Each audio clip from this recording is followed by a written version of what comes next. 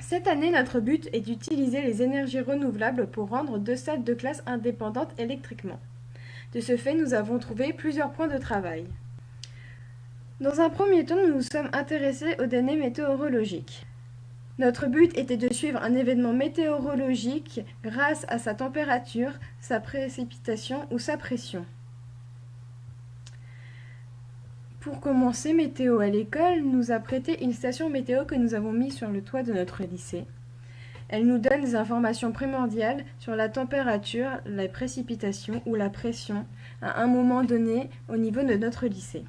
De ce fait, nous avons essayé de prévoir la température de demain par rapport aux températures des jours précédents. Ensuite, nous avons essayé de faire des courbes de tendance avec toutes les données que nous avions amassées. Cela était beaucoup trop changeant, nous avons donc abandonné. Ensuite, nous avons essayé de créer un programme qui suivrait une fonction qui rassemblerait les moyennes des températures de jour pour essayer de donner la température de demain. Cela est toujours en cours d'expertise. Nous nous sommes aussi intéressés aux données météorologiques sur toute la France. Avec toutes les stations de météo à l'école qui sont réparties dans la France, nous avons essayé de suivre un événement météorologique. Mais cela n'a pas été possible parce que les stations étaient beaucoup trop éloignées les unes des autres. De ce fait, nous avons découpé la France en 25 carrés pour pouvoir calculer les moyennes de pression, de précipitation et de température dans chacun de ces carrés. De ce fait, nous arrivons à comprendre d'où vient l'événement météorologique et à le prévoir grâce à des calculs. Parallèlement, nous nous sommes intéressés à plusieurs énergies renouvelables pour pouvoir rendre les 2 salles de classe indépendantes électriquement. Tout d'abord, nous avons pensé aux panneaux photovoltaïques. Nous en avons acheté un et nous avons fait des tests dessus.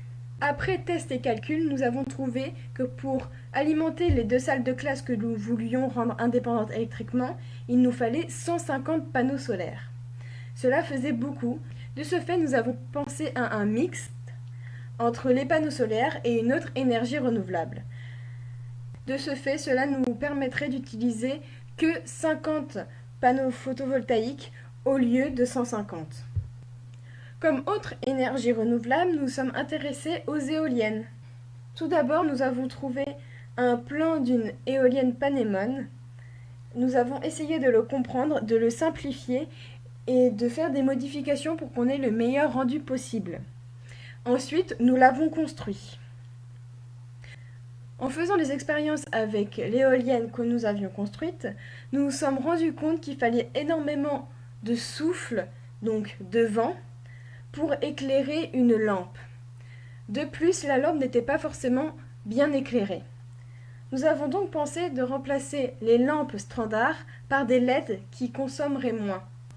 Nous nous sommes aussi demandé si cela ne serait pas plus utile et simple d'utiliser des mini-éoliennes à la place de grosses éoliennes. De ce fait, grâce à notre imprimante 3D, nous avons fabriqué plusieurs éoliennes à plusieurs pales. Nous avons fait des expériences pour savoir lesquelles de ces éoliennes, avec 2 pales, 3 pales, 4 pales, 6 pales ou 8 pales, seraient le plus avantageux. Nous avons trouvé des résultats à peu près similaires. En ce moment, nous essayons de faire exactement la même chose, mais avec un moteur à l'éolienne.